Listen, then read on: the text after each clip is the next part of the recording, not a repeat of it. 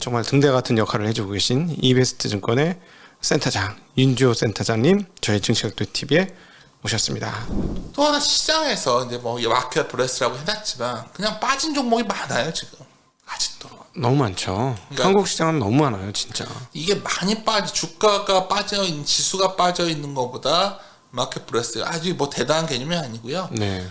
우리 기술적 지표 다 보잖아요. 네. 그러니까 200일선 밑에 있는 종목이 이렇게 많아졌다는 거예요. 아 이게 200일선 이게 마켓 브레스라는 게 200일선 밑으로 빠진 종목이 비율이 얼마나 많이 높은가? 보거든요. 왜냐하면 200일선은 좀 그래도 나름대로 버텨주는. 근데 뭐 안 좋게 보는 분들은 이제 이렇게 되니까 뭐 대세 하락이라 얘기할 수도 있겠지만 그렇게 보기보다 일단 아까 말씀드렸던 여러 개 펀드멘탈한 상황은 그 정도가 아닌데 네. 이렇게 많이 빠져 있다면 네. 뭔가 좀 많이 반영돼 있지 않을까? 200일선이면 52주 신저가네요. 쉽게 얘기하면. 정확히 하셨어요. 예. 미국에 보면 책 중에 그 보시면 52주 신저가 매매 기법이라는 거 있어요. 네. 좋은 기업이 한 52주 신저가 왔을 때 사면 네. 먹는다는 거죠. 네네네. 그것도 방법 중에 하나예요. 네네. 그랬을 때 이제 우리가 펀드멘탈 악화 정도를 볼 때 이익 수정 비율이 뭐냐면 추정치가 올라간 것과 내려간 것의 비율이거든요. 네. 애널리스트들의 전망치, 네, 제가 이익 전망치 그 얘기 말씀하셨죠? 많이 말했었어요. 근데 이 그림이 되게 중요한데 이게 최근에 드디어 급격하게 내려오기 시작했어요. 제가 작년에 좀 굉장히 고민했던 부분이었는데 전체적으로 무역 수지가 좀 안 좋아짐에도 불구하고 이익이 너무 높게들 그러니까 안 내려오는 거예요. 그러니까 내가 이게 뭔가 내가 또 근데 또 이번에 느낀 거지만 참 반복되더라 이런 것들이 따라 내려오는 거죠. 지금 되면 뭐 엄청 안 좋은 얘기 많이 나오잖아요. 어느 업종은 이래서 안 좋고 저 업종은 저래서 안 좋고. 근데 보통 이런 이익 수정 비율이 우리나라 보면 우리나라 거예요. 네. 글로벌 경기에 연동됩니다. 뭐 너무 당연하잖아요. 제가 뭐 경제학자도 아니고. 근데 글로벌 경기를 어떻게 볼 거냐, 뭐 GDP 같은 거는 너무 늦잖아요. 그래서 이제 우리가 많이 보는 게 선행지수인데 선행지수 중에서 선행지수의 각 나라 거를 다 모아놓아서 그걸 전월차만 계속 더해주는 게 있어요. 38개국을 갖고 하는데 그게 OECD 디퓨전 인덱스라는 거예요. 근데 이제 이게 여기 그림 보면 옅은線에서 저 아래까지 내려와 있어요. 그러니까 더 내려가겠죠. 네. 한 2분기 정도 한 올 연말까지 이게 더 내려갈 것 같아요. 네. 근데 이제부터 이제 고민이에요. 이게 내려가다가 어느 순간서부터는 추정치가 내려가도 주가가 안 빠지기 시작해요. 선반영에서 다 빠졌을 테니까. 그쵸. 네. 그냥 뒤에 그림을 또 보여드릴 거예요. 왜 이 그림을 제가 보여드리냐면 보통 포워드 EPS가 꺾여 내려와도 주가 돌았을 때가 있어요. 그건 이 수정 비율이 많이 내려와 있을 때 많이 내려와 있잖아요. 사실은 작년도에 한국 올해 이익 전망치를 220조, 230조 보지 않았습니까? 그렇죠. 지금 제가 최근에 들은 말로는 제가 잘못 들었나 생각했는데 뭐 170조, 160조 얘기를 하던데요. 지금도 한 190조 있을 텐데 180 하는데 우리가 이제 뭐 또 이게 전문적으로 말씀해 주시니까 편하게 말씀을 드리면 지금 현재 내재된 그 ROE 보면 우리가 이제 그 이익을 깎아가지고 막 우리가 줄어들 것이다. 남들 말대로 해서 160조 나온다 치자고 160조. 그래도 ROE가 그러면 한 9.9%대 후반 나와요. 지금 PBR로 0.9배 갔었거든요. 그건 ROE 9%였던 거예요. 그때 진짜 쌌던 거라는 거예요. 그렇죠. 그러니까 2,200포인트 후반대가 그랬었죠. 그냥 쌌던 거죠. 그러니까 이 말씀을 드리면 이제 그게 무슨 계산이냐 낯서신 분들은 사실은 전혀 밸류 측정을 못 하시는 분들이고. 사실 한국에서 0.9배 밑으로 떨어져가지고 1년 안에 크게 수익 안 난 적이 없죠. 근데 이제 뭐 그렇게 돼서 얘기는 하는데 금융위 같은 거 오면 더 빠지기도 하니까 금융위 때 0.8배 갔었고요. 트레일링으로 0.1배 더 빠졌던 거고 가장 충격적인 게 코로나죠. 0.6배까지 갔었는데 그때는 뭐 거의 뭐 정말. 그때 저는 계속 출퇴근길에서 계산을 했던 기억이 나요. 왜 이번 이 사건이 IMF보다 더 떨어지는 가격이 나올 수가 있는 거지? 그때 다 망할 줄 알았죠. 이해가 안 되면서 그땐 진짜 다 은행이 망했던 거고 지금 그렇진 않은데 뭐지? 막 이러면서 계산했던 기억이 나요. 쪽팔린 기억이지만 1800 왔을 때부터 사람들은 싸다 생각을 했어요. 굉장히 싸다. 그럼요. 굉장히 싸다고 생각했죠. 근데 지금 아는 분들이 그때와 비슷하냐고 보는데 그때가 너무 달라요. 그때는 실질적으로 다 멈췄었다고요. 진짜 멈췄었어요. 막 대구도 봉쇄되고 있지도 않은 게 DGB 같은 은행이 PBR이 0.2배 갔었거든요. 근데 지금도 건설주가 0.2배 간 것들이 있더라. 건설주가 뭐 PBR이 싸서 좋다를 떠나서 네. 그러니까 이게 전체적 시장을 밸류를 이제 순서를 데워놓고 이제 가끔 보는 거예요. 보다 보면 뭐 제 기억에 이럴 때 주식들 사서 크게 터지진 않거든요. 네, 네. 근데 놀라울 정도로 제가 이 말씀하시니까 카스넬슨 얘기를 왜 했었냐면 비탈리 카스넬슨이 이제 그 책에서 계속 강조했던 내용 중에 하나가 이렇게 계속해서 순환되는데 사람들은 순환의 고점일 때 되게 좋게 생각하고 안 좋을 때 나쁘게 생각한다는 거예요. 네. 이번에도 비슷한 것 같아요. 네. 아, 그 오를 때 고점 잘 맞추면 스타 되고 떨어지는 거 잘 맞추면 영웅 되지 않습니까? 이런 것보다 하여튼 기자분들이 주목을 하는 거죠. 네. 근데 요즘 또 유튜브라는 게 생기니까 또 그런 것 같고 하여튼 뭐 알 수는 없고 누구도. 근데 하여튼 이수정들이 이런 상황이 왔고요. 이게 이 그림이에요. 그래서 잘 보시면 기대 EPS가 내려갔잖아요. 저 빨간색은. 그때 빨간색. 주가가 어땠죠? 올랐어요. 이익수정 비율이 바닥 근처에 다가왔으면 그때는 주가는 안 빠져요. 네. 네. 여기서 이제 이게 얼마나 내려왔냐는 국면마다 다 다른 거예요. 알 수 없죠. 예. 근데 확률적으로 아까 말씀드렸지만은 만약에 NS의 전망치들이 혹시 그 말대로 지금 최근에 그 정도까지 안 내려온 것 같은데 하여튼 뭐 170초까지 내려왔다. 그럼 풀베팅 해야죠. 시장에서는 굉장히 안 좋게 얘기를 하겠죠. 네. 근데 그 정도 안 내려갈 것 같거든요. 왜냐하면 네. 원화가 약하기 때문에. 게다가 지금 2분기 나온 실적까지만 따져보면 삼성 하이닉스만 따져봐도 꽤 나오니까. 아니 네. 이번에 대표적인 게 이제 뭐 그렇죠. 다 원화가 약하니까 실적이 그렇죠. 나와요. 현대차, 기아차도 뭐 2조대가 네. 훌쩍 넘어버렸으니까. 그러니까 그게 네. 사실 삼성전자는 실적이 안 나온 거예요, 잘. 그렇죠. 안 나오긴 했죠. 네. 원래 그 환효과 빼고 나면 기대보다 안 나왔는데 하여튼 원화로 계산하잖아요. 네. 그러니까 그런 부분들을 감안하면 그렇게 실적이 빠질 것 같지는 않다. 그렇게 따져보면 또 달러 환산 치면 주가가 좀 많이 빠진 거잖아요. 그렇죠. 그래서 네. 이제 PBR 0.9에 말씀하셨는데 지금 ROE가 뭐 이렇게 내려와도 9%대 중반 이후를 기념이 안 되는 거죠. 그러니까 우리가 9% 가야 뭐 ROE가 9%야 뭐 PBR 0.9배 간다 그러는데 0.9배 가는 건 사실 밸류상 말이 안 되는 것 같고 지금 상황 이익의 구조 이익의 레벨이 그렇다는 거예요. 그러니까 네. 무조건 PBR 0.9배 싸다 얘기를 드는 게 아니라 ROE 레벨을 생각해 보면 네네. 도저히 뭐 그건 아닌 것 같다는 거죠. 이건 네. 그리고 환율도 1,300원대 뭐 1번 영향이 있지만 이거는 뭐 저번에 보여드렸을 것 같고 근데 이 그림이 아까 달러 환산 코스피 말씀하시니까 네. 정말 이걸 정확히 말씀하셨는데 외국인들 입장에 생각해 보면 10%더 싸진 거죠. 그렇죠. 이게 뭐냐면 네. 달러 환산 코스피라면 저 짙은 색 선이에요. 네. 훨씬 낮아요. 네. 코스피가 2,366일 때 달러 환산은 2,160일 정도밖에 안 되는 거예요. 그래서 외국인이 잘 안 팔 것 같다니까요. 제가 이 말씀을 자꾸 드리면 그래서 외국인이 요새 팔았다 샀다 이러니까 좀 뭔가 좀 안 좋은 거 아니냐 그러시는데 보통 이렇게 되면 외국인들이 뭐 우리나라에 뭐 중소형주 베팅하고 잘 안 그러거든요. 네. 그냥 삼성전자 사고 현대차 사고 뭐 이렇게 살 것 같아요. 네. 그런 쪽에 아마 뭐 파는 외국인과 사는 외국인이 중첩되니까 뭐 강하게 파는 것 정도는 안 나올 확률이 매우 높다는 거죠. 네. 그래서 제가 이제 과거 길게 보면 그래서 원 달러는 길게 보면 1,300 이상에서 사면 왜 한국 증시에서 그래도 승자가 됐냐면 이런 논리 때문이에요. 그러니까 쉽게 말해서 글로벌 유동성이 좀 줄어든 속도가 줄고 경기 침체가 결국 거의 저점에 다가서는 6개월 안에 정기 저점이 나온다 보면 그때부터 사는 거거든요. 어떻게 저점을 다 확인하고 사니까 안 그래요 보통 경기가 좀 안 좋을 때부터 사기 때문에 뭐 그런 거 감안하면 그럼 주가가 이제 뭐 많은 분들이 이제 반등해서 다시 빠지고 잘 모르겠어요. 그건 제가 알 수 없는 영역이라는 거죠. 네네. 제가 봤을 때는 고비가 되는 지수는 한 2,600 정도인 것 같아요. 거의 워낙 거기서 물려서 떨어졌기 때문에 네.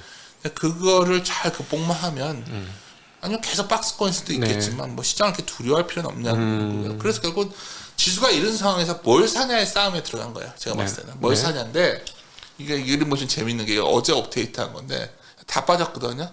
다 빠졌기 때문에 고르기가 매우 어려워요. 다 빠져서 모든 업종이 다 빠져서? 다 좋아 보일 거예요 아마. 문제는 네. 그러니까 여기서 포트폴리오 싸움에 들어간 게 뭐냐면 이것저것 다 오를 것 같지가 않아서요. 그게 어려운 거예요. 네네. 시장이 왜 어렵냐면 네. 많이 빠졌는데 회복될 땐 내게 지수는 별로 안 빠진 것 같은데 내 건 그대로 중소형주 상관없이 좀 그럴 것 같아요. 지금 2,300에서 2,400 올라오는 과정에서 실제로 그렇습니다. 그렇습니까? 예. 올라오는 애들만 올라와요. 네. 그래서 우리가 이제 뭐 중소형주에 거래도 없는 건데 어떤 거는 50%씩 올라왔더라고요. 저희가 이제 보는 커버하는 종목인데 뭐 그런 것들도 있고 또 그냥 지지부진한 것도 있어요. 근데 이럴 때는 어떻게 하면 좀 그래도 중간은 쫓아가나 결국은 남은 건 하나예요. 숫자예요. 내러티브가 아닌 넘버를 봐야 되는데 자동차 숫자가 잘 나왔거든요. 근데 주가가 좀 네. 올라왔죠. 그래서 네. 잘 나왔어요. 잘 나온 것들이 또 아까 말씀드렸던 음식료가 잘 나왔고 네. 통신이 잘 나왔어요. 네. 이런 이런 것들은 잘 나오고 있는데 음식료나 통신은 특히 많이들 샀어요. 네. 왜냐면 방어주죠. 네, 방어주니까. 그래서 주가치 매력이 있는지 모르겠는데 자동차는 저는 괜찮은 것 같아요. 특히 이 자동차 이 그림 보시면 컨센서스가 이거 직접 발표하고 나서 다 바꾼 거예요. 그러니까 네. 애널리스트들도 서프라이즈가 있는데도 다들 조심하고 있었는 거죠. 괜찮네. 네. 드디어 여러 가지 많이 나올 거예요. 이제 전기차 스토리 얘기도 나오고 뭐 글로벌 시총 대비 얼마 얘기하겠지만 제가 이제 계속 현대차, 삼성전자 이런 것들이 결국 장이 돌면 사는 종목들이라는 네. 그래서 그런 쪽의 움직임이 자동차에서 시작된 것 같고 특히 뭐 견조한 거 소비재가 아니라 필수 소비재도 사실 곡물 가격이 좀만 안정되면 상당히 파워풀할 것 같아요. 네. 뭐 라면도 좋고 다 좋은데 아까 제가 특정 종목을 말한 건 최근에 저희가 카피급을 말한 종목이기 때문에 말한 거지 뭐 그것만이 좋다는 아니에요. 네네. 어떤 분은 하이트 진로가 좋다고 하시는 분도 있고 네. 어떤 분들은 난 그게 아니야 나는 남의 덕차가 더 좋아하는 분들도 있고 저희는 뭐 롯데지성 같은 게 더 좋아 보인다고 말하는 거죠. 누가 알 수는 없지만 네. 중요한 건 음식료는 포트폴리오에 포함을 시켜야 될 것 같아요. 네. 지금 뭐 원자재 빠진 거 보면 작년에 올려놨는데 네. 가격은 올려놨는데 안 빠질 거 아닙니까?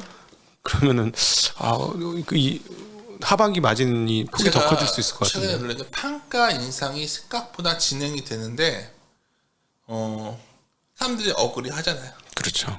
네. 수용을 하거든요. 네. 기사에는 뭐 수용 뭐 줄인다고 하잖아요. 소비를 먹는 건 안 줄일 거예요. 상대적으로. 못 줄이죠. 뭐 먹을 건 먹어야 되니까. 네. 그러니까 또 하나는 지금 제일 안 좋은 얘기가 많이 나올 것 같은 게 반도체예요. 근데 반도체는 이제 이런 고민이죠. 이제 좀 많은 분들이 이제 삼전을 얘기 드리면 저는 항상 요즘 굉장히 당황했던 건 저희는 삼전을 저희 섹터 담당자도 아직까지도 굉장히 안 좋게 봐요. 당연한 거예요. 섹터 담당자 입장에서는. 지금 디램 가격이 더 빠질 거니까. 네.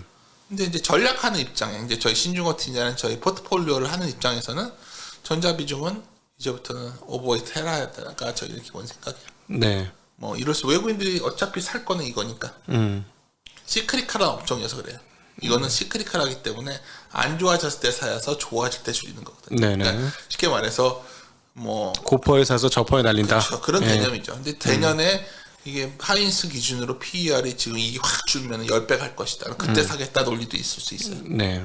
근데 이제 제가 생각하는 거는 뭐 하여튼 여러 가지 주주 정책도 그렇고 여러 가지 분위기가 네. 쉽게 이렇게 뭐 할 수 있는 상황 같지는 않아요. 그거 특히 외국인들은 이미 사기 시작한 것 같기 때문에 네. 저희들은 봅니다. 그래서 재밌는 거는 굉장히 미국의 반도체 주식에 비해서 한국의 IT가 부진했었거든요. 그렇죠. 최근에 근데 흐름은 좀 바뀌고 있다는 거 이것도 좀 참고하셨으면 좋겠고 최종적으로 이거는 제가 이거 왜 넣느냐 했더니 제가 6월 17일 날 어디 모 신문사에 기고문 칼럼 쓰는 건데 사실 이 시점에서도 그때 말하고 싶은 이유가 똑같아요. 그러니까 사실 그 사이클을 인정하는 순환적 사고가 제일 중요한데 네. 지금은 좀 약간 그래도 그냥 종말론적 사고를 가신 분들이 너무 많다는 거죠. 네. 막 좋아지면 끝없이 좋아질 걸, 뭐 천국에 임박했다, 뭐 이렇게 말하거나 안 좋아지면 지옥에 갈 것이다. 투자자는 그러면 안 되거든요. 네. 투자자는 지옥에 간다고 말할 때 분할해서 물리는 거고요. 천국에 간다고 할 때 분할해서 줄여야 되는 거예요. 네. 그럼 한번 여기 반문하시라는 거예요. 지금 현금 비중이 풀로 차 있는 분들은 거나 신용이 너무 많은 분들은 지옥으로 갈 수도 있어요. 그냥 모르겠어요. 네네네. 근데 뭐 현금 비중을 예를 들어서 2,500, 600서부터 주식을 사서 2,300까지 주식을 분할 매수했다면 물론 지금 성과는 그렇게 좋지는 않겠지만 네. 너무 걱정하지 마십시오. 네네. 잘하신 겁니다. 네네. 그리고 다만 이제 걱정되는 거는 이제 그냥 시장에서 말하는 대로 뭐 2,600 뭐 지수가 중요한 건 아니지만 그 고비를 잘 넘기냐 안 넘기냐가 고민이 될 뿐이지 지금 여기서부터 뭐 시장이 뭐 언제 팔았다 언제 사고 이런 논리는 제가 봤을 때는 그냥 가십거리예요. 네. 그러니까 우리가 그런 것보다는 지금 여기서 사야 되는 구간을 우리가 좀 지나고 있는 거죠. 네. 2,300대, 2,200대까지 2,400 왔으니까. 제 생각에 한 2,600 가면 굉장히 좋은 얘기가 많이 나올 것 같아요. 사람들이 시중에서. 네. 근데 그때도 줄일 거 필요는 없지만 그래도 고민은 된다는 거죠. 그때 네. 그 포트를 좀 재편할 필요가 있는데 그럼 오늘 단 뭐 이걸 들으신 분들은 화려하진 않지만 투자의 정도를 가고자 하는 사람들의 의견을 듣는 분이라면 일단 매일매일 시세 확인하는 것부터 줄이시면 됩니다. 지금은 네.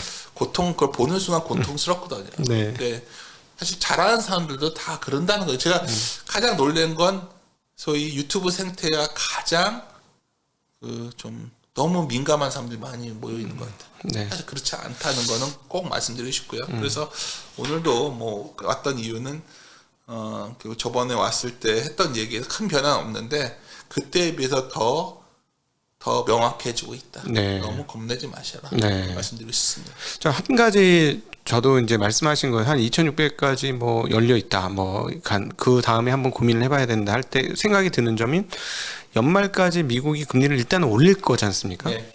근데 그 상태에서 바로 내리기에는 못 내죠. 민망스럽잖아요. 그러면은 예를 들어 3.2에서 3.5를 갔다. 네. 그래서 그걸로 3개월에서 6개월을 유지한다. 네. 했을 때 미국 경기는 그럼 진짜 그때는 제대로 한번 꺾이고 지금 서머스가 얘기한 것처럼 그 좋던 고용 실업률도 뭐 4%대 중반을 향해서 가고 이렇게 되는 상황들이 오지 않을까 싶거든요. 그럴 가능성이 있어요. 그래서 네. 이제 지금보다는 그 시점을 되게 걱정하시는 분들이 많은데 네. 제가 이제 그 부분에 대해서 이제 아까 그래서 슬쩍 보여드렸던 게 결국 재고 사이클에 불과하다. 재고 조정 수준에 끝날 것이다. 네. 그리고 그것들은 왜 더 확신이 드냐면 최근에 기업들의 실적 발표에서 가이던스를 줄 때 네. 재고 조정 얘기를 다 끝내고 있거든요. 기업들이 알아서 그렇게 하고 있는 거예요. 사람도 줄이고 있고 네.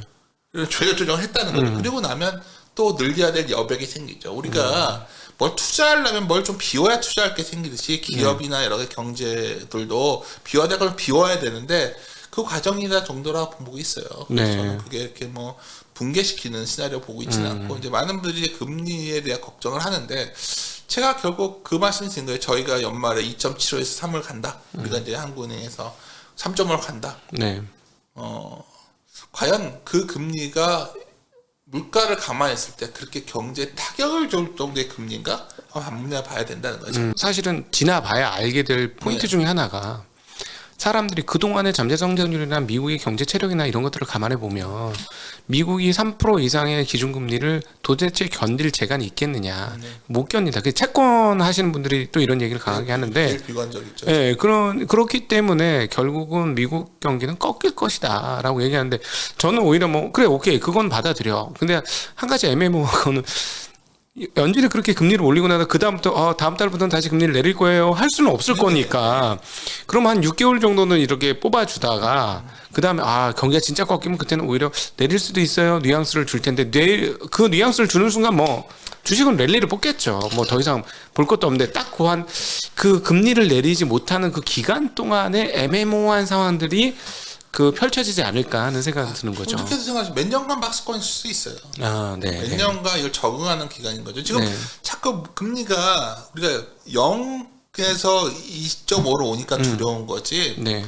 예를 들어서 3.5 갔다가 우리가 인플레이션도 우리가 어떻게 9% 갔다가 2%를 다시 가요. 쉽지 않을 거라는 거죠. 네. 4%만 돼도 상당히 이 정도 물가는 감내해야 된다 수준에 올 수 있는 거죠. 그러니까 그렇게 되면 뭐가 좋아질까요? 약간의 인플레를 용인하는 경제. 네. 그 경제가 왔을 때 그럼 주식 좋죠. 그렇죠. 그러니까 그럴 가능성도 있다는 거예요. 그러니까 자꾸 지금 금리가 올라가면 못 견딜 것이다 얘기는 하는데 제가 이제 이거는 자신 있게 말씀드리는 게 뭐냐면 많은 금융기관들이요 금융위기 때 너무 뒤었어요. 네. 너무 뒤었다는 네. 거는 뒤었기 때문에 전 세계 모든 금융회사들은 너무나 지나친 규제들을 받고 있어요. 그래서 네. 망하기가 쉽지가 않아요. 네. 그러니까 그 은행들도 왜 이렇게 은행주가 못 가는 이유가 뭐냐면 하도 규제가 심하니까 못 가는 거예요. 네. 증권사도 옛날 같으면 이 정도면 큰일 나야 되는데 큰일 안 나요. 왜냐면 네. 다 알아서 충당금 쌓고 있고요. 네. 그러니까 제가 이 말씀을 왜 드리냐면 아주 옛날 논리를 갖고 시장을 바라보지 말라는 거야. 그러면 금융감이 그래서 좋다가 아니라 네. 아니, 보면은 결국 이걸 이 또한 지나갈 수 있는 정도의 체력들은 확보했기 때문에 연쇄적인 문제가 안 생긴다. 제가 봤을 때 제일 걱정되는 거는 굉장히 자금력이 취약한 개인들 중에서 아하. 그 사람들 일부예요. 근데 그거는 경제에 영향이 네네, 없죠. 뭐 자이나마냥 소비에도 영향도 없어요. 네. 네. 그렇죠. 뭐 이게 참 자본의 논리대로 말을 한다면 별로 뭐 시장에 영향도 없고 말만 많은 그 계층들은 힘들어질 수가 있지만 네. 나머지들은 네. 쏘쏘. 네. 지금 현 정부에서도 이제 걱정하는 게 이제 이게 참 이게 맞는 건지 없는 건지 모르겠어요. 저도 요새 고민하는 부분이 이런 식의 자본주의가 과연 맞는 거냐. 네, 네. 근데 그렇게 돼버렸어요. 이게 왜냐면 너무나 돈을 풀어서 일어나 버리니까 부라는 게 인플레가 많이 나고 싶어도 쉽지도 않고 네. 부가 편중돼 있으니까 네. 이 편중된 걸 빼주려고 하다 보면 전세가 망하게 돼요. 그러네요. 네. 네. 네, 무슨 말씀인지 알겠습니다. 그러니까 네. 우리가 빅테크 기업 사람들이 락스타처럼 보잖아요. 마스크 네. 이런 사람들 다 좀 약간 쉽게 말하면 좀 이상한 사람들 같은데 행동 보면 그러니까 이 부가 과연 그러면 재편될 수 있을까요? 모르겠어요. 그거는 잘 사람들이 몰라서 그렇지 어마어마한 부의 재벌들이 지난 10년간 탄생했어요. 인도에도 엄청난 재벌들이 탄생했고 지금 뭐 근데 이런 부의 근원은 출발적인 거는 기술적인 혁신도 있었지만 결국 자본의 힘이었거든. 그걸 못 건든다는 거예요 지금. 네. 나도 모르겠어요. 저도 나중에 이게 어떻게 될지. 근데 최소한 우리가 그리는 세계에서 돈이 그러니까 줄어들어서 경제가 망해서 걔네들이 망해야 되거든요. 네. 그러니까 우리가 금리가 올라가면 제가 이 말씀 가끔 드려요. 금리가 올라간다고 아마존이 힘들어질까요? 우리가 테슬라가 힘들어질까요? 그렇지. 네. 그러니까 우리가 힘들어질 수는 있어도 거기 냉각됐습니다. 지금 벤처업계 네, 스타트업 완전히 냉각됐어요. 그러니까 왜 그럴까 생각해보세요. 지금 근데 웃긴 거는 지난 7월 21일 날 토스는 머천트 코리아 인수해버리잖아요. 걔네들은 돈이 펀딩 됐거든요. 네. 이게 야, 뭐 되는 놈은 된다. 제가 이 표현이 좀 그런데 이게 자본시장의 논리를 정확히 이해하시라는 거예요. 마치 이걸 음모론처럼 그냥 무슨 뭐 외국이 그건 정말 그렇게 단순할까요? 백인 우월주의도 아니에요. 세계 자본의 상당수는 인도 사람이나 뭐 이런 사람들 많이 들어가 있거든요. 네. 그래서 제가 드리고 싶은 말씀은 그런 측면에서 저도 뭐 거창한 얘기를 하자면 많이들 우리 증시는 줄인 것 같아요. 네. 많이 줄인 것 같아요. 네, 네, 네. 많이 먹었고요. 많이 현금을 만들었으면 그거 살 바에는 우리를 좀 살 것 같은데 네. 우리 지금 이렇게 자세히 볼 사람들은 별로 없고요. 그러면 대형주 중심으로 시장을 산다. 네. 그렇죠. 그래서 그러다가 가끔씩 숫자가 잘 나와. 그럼 더 많이 사는 거예요. 네. 그게 원래 자동차였고. 예. 그래서 그렇게 생각하시면 그냥 그 정도 수익률을 목표로 하시면 그리고 그거에 불리는 밸류체인을 보시면서 난 중소형 중에 제대로 고르겠다. 이것도 방법에 ETF가 있으니까. 네. ETF 시장인데 사실 뭐 굳이 그렇게까지 할 필요가 있나. 아니면 예금 금리만 넣어도 제가 어제가도 저도 1년짜리 예금을 하나 넣었는데 네. 3.5 주더라고요. 3.5 예. 가까이 주더라고요. 무대금리 받아가지고. 근데 뭐 채권 사도 되고 뭐 근데 자본이 있기 때문에 은행도 힘들지가 않은 거예요 지금. 예대만 지금 뭐 빵빵 나오고 지금 아니, 뭐 역대 신금투도 나쁘지 않아요. 신한금융 3반기 최대 실적입니다. 그러니까 제가 이거 이렇게 말하면 좀 욕먹을 얘기지만 수수료 때문에만 먹는 게 아니에요. 네. 지금 잘 보시면 이런 딜들도 잘 이렇게 쌓고 하는 게 우리만 이런 게 아니라 그냥 규제 정책 때문에 이런 거예요. 그래서 이런 쪽이 터지지 않는다면 자본의 논리는 계속 돌아갈 것 같기 때문에 자본이 어디로 향하냐를 고민하셔야 되고 상대적으로 부동산이 더 힘들 건 분명해 보여요. 네. 그러면 더더욱 주식이죠. 네. 네. 네. 그럼 마지막으로 하나만 네. 질문 더 드릴게요. 40년간 채권 강세장이 이루어져서 네.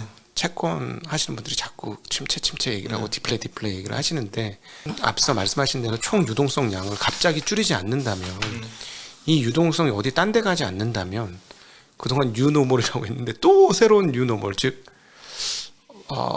금리와 인플레이션이 지난 40년과는 다른 특별히 지난 WTO 체제 중국 등장 이후의 그 디플레 환경과 다른 뭐 잠잠한 인플레 상황으로 바뀔 수 있다는 것도 생각하고 감안해야 할지 너무 당연한 게 디플레이션의 근본 원인은 중국과 소련이 세계 경제에 들어오면서 디플레이션을 수출해줬기 때문이에요. 싼 에너지와 싼 노동력. 그렇죠. 근데 네. 갈라섰잖아요. 나도 먹고 살만 하니까.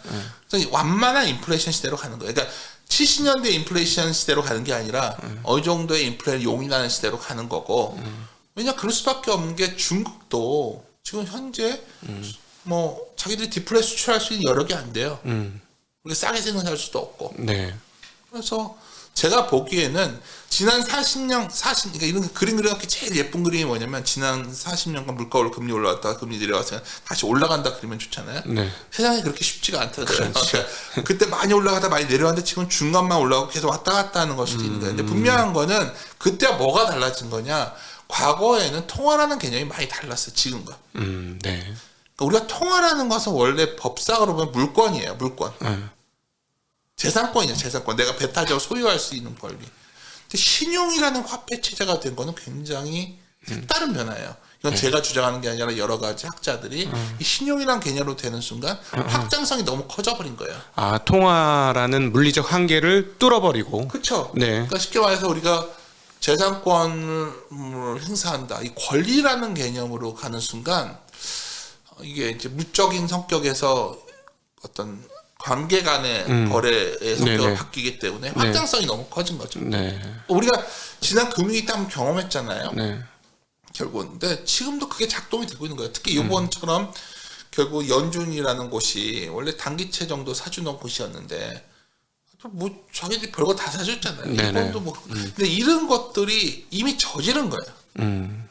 과거처럼 그러니까 제가 뭐 세미나때 이 말해서 누가 되게 막 형 비유는 그런 건 피하세요 했는데 이거는 변한 거예요. 경제가 하여튼 표현 여기서 쓸 수 없는 표현이라서 네네네. 하여튼 이게 오염된 거죠. 네.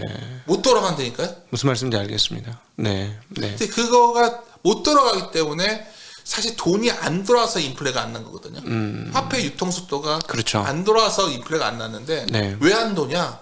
그 돈이 장기니까 안 돈 그 거예요. 있는 사람한테만 들어가고 그렇죠. 또 그렇게 예. 뭐였냐면 왜 롤렉스가 그렇게 비쌀 것이며 전 세계적으로 명품 회사가 왜 컸어요? 그러니까 아 이건 제가 말하는 게 아니라 수많은 최소한의 최근의 경제학자들이 하는 얘기예요. 결국 인플레가 안 났던 이유는 네. 70년대가 다시 안 온다고 보는 이유는 그때는 돈이 그 정도로 쏠려 있지는 않았고 돈이 그 정도로 경제를 지배하지 않아요. 실물 경제가 지배하는 시대였는데 그렇지. 지금은 돈이 지배하는 시대가 왔고 엑셀러레이팅의 시대이기도 그렇죠. 하고요. 이 돈을 네. 다 누군가 갖고 있는데 이 돈을 많이 갖고 있는 게 빅테크 기업들이잖아요. 네. 얘들이 아무리 힘들어져도 얘 돈이 많아요 지금도. 네. 우리가 아무리 우리 주주들은 카카오 때문에 고생을 하고 있는데 네. 카카오는 최고의 사업을 건설할 수가 있어요. 네. 그러니까 제가 표현이 좀 거친 표현이나 하실지 모르지만 똑같이 역사는 반복되지 않습니다. 마크 트웨인이 했던 것처럼 네. 역사는 동일하게 반복되지 않는데 좀 라임이 좀 비슷하다 그러는데 결국은 라임은 약간 인플레가 나는 방향을 갖고 있지만 그런 인플레가 나기에는 부의 편중이 너무 심하고 네. 인플레이션 형태도 너무 달라요. 예. 이번에는 유가 그냥 건디가 바로 잡히잖아요. 그때는 유가가 통제가 안 됐던 거예요. 7배가 올랐어요 유가가. 네. 70년대는. 네. 그래서 그냥 제가 뭐 제 주장을 강하게 한 것 같지만 여튼 제가 드리고 싶은 말, 요지는 주식시장은 여러 금융시장이 움직이는 틈새에서 돌아가는 작동되는 하나의 부속이에요. 워렌 버핏 스타일로 우리가 자기 투자에 좋은 기업을 발견해 투자하면 되지만 한국 주식에서 놓쳐서야 안 되는 건 한국 증시는 굉장히 이런 환경에 따라서 소위 사이클을 탄다. 순환론적인 상호가 굉장히 강한 나라라는 거죠. 미국처럼 뭐 내수 비중이 높고 그런 식이 아니기 때문에 그런 것만 좀 감안하시면 그런 측면에서 본다면은 얼마 전에 PBR 0.9배에 접근했던 그 시기는 매우 큰 기회였다고 보고 있고요. 네. 사람들이 그때 굉장히 비관적 시각이 확산될 때 그래서 워렌 버핏이 뭐 주주선에 했던 말 중에서 제가 지난해 어디 유튜브 가서 했던 첫 문장이 그거였는데 결국 워렌 버핏이 이 말을 했잖아요. 자기는 비관적인 시기에 투자한다. 네. 투자한다는 거 그때. 왜? 비관론을 좋아해서가 아니라 비관론이 주는 가격이 좋아서 투자한다. 네. 정말 명언이거든요. 네. 네. 비관론을 누가 좋아해요? 그렇죠. 네. 사람들이 비관적일 때 내가 좋은 기업을 더 합리적 주가에 살 수 있기 때문에 그게 기회가 좋은 거거든요. 근데 제가 자신 있게 말씀드릴 수 있는 거는 한 달 전이 훨씬 더 좋은 기회였었고요. 네. 지금도 아직은 기회라고 생각합니다. 네. 아, 오늘도 또 해안 넘치는 말씀 그리고 또 우리 주린이를 아끼는 말씀. 뭐 그런 거보다 그냥 네. 너무 말이 좀 제가 아니요. 거친가요? 전혀. 제가 보기에는 좀 이렇게 통쾌하게 좀 얘기 좀 다들 겁먹고 있잖아요, 지금. 얘기해줘야 될 사람들이 다 겁먹고 얘기 안 하고 있거든요. 그런가요? 그리고 또 한두 번씩 욕 먹고 나면은 이제 입을 닫게 되고 또 뭐 얘기하던 분들도 뭐 그런 분위기인데, 저는 이게 지금 결국 이런 표식들이 나중에 드러날 거라고 생각을 합니다. 그래서 그런 측면에서 저희는 굉장히 감사하게 생각하고요. 그리고 지금 말씀하신 거는 이제 단기적으로는 지금 얘기를 했고 올해 연말과 내년 상반기의 상황들은 또 한번 그때 가서 점검은 하긴 해봐야 되는 상황. 그렇죠. 너무 네. 물가가 내려가도 안 돼요. 네. 제가 봤을 때는 네네. 재고 사이클이 뭐 하나 처음에 저희가 고민하고 있는 부분은 요새 장기 세미나 가면은 재고 조정이 어떤 식으로 끝날까 그게 포인트가 될 것 같아요. 네. 그거는 데이터가 아직 잘 안 잡혀가지고. 네. 예, 그게 그러면 지수가 한 2,600 정도 오면 한번 점검하실 수 있을 텐데 그때 한번 또 한번. 제가 계속 말씀드린 거는 네. 뭐 너무 낙관론인지 모르지만 그때 가서 생각하잖아요. 네네. 지금 뭐 여기서부터 뭐 얼마가 한다고 뭐 무슨 의미가 있냐. 그러니까 그렇게 생각합니다 저는. 네, 맞습니다. 네. 오늘 이 만나 뵐수록 점점 좋아지는 것 같습니다. 우리 이베스트 쪽의 윤주호 센터장님과 함께 현재 시장 상황과 그리고 비관론이 만연한 상황에서 과연 우리는 어떤 태도로 투자를 해야 되는지, 그리고 어떤 영역을 지켜봐야 되는지, 그리고 핵심적으로 봐야 될 포인트, 원자재 이런 흐름들은 어떻게 될 것인지에 대해서 아주 다양한 다층적인 측면에서 살펴보았습니다. 오늘 귀한 말씀 전해주셔서 너무 감사합니다. 이 시간 함께해 주신 모든 시청자분들께 감사드리고 함께 인사드리도록 하겠습니다. 인사드리겠습니다. 고맙습니다. 고맙습니다.